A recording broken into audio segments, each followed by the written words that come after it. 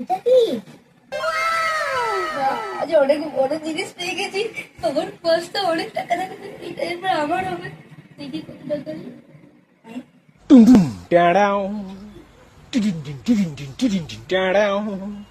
বাবার পার্সে ফটো এবং ভিতরে শুধু কাগজ এবং এইটা ওষুধের প্যাকেট এবং বাকিগুলো, এগুলো তো খালি। আমার থেকে বাবার অবস্থা খারাপ।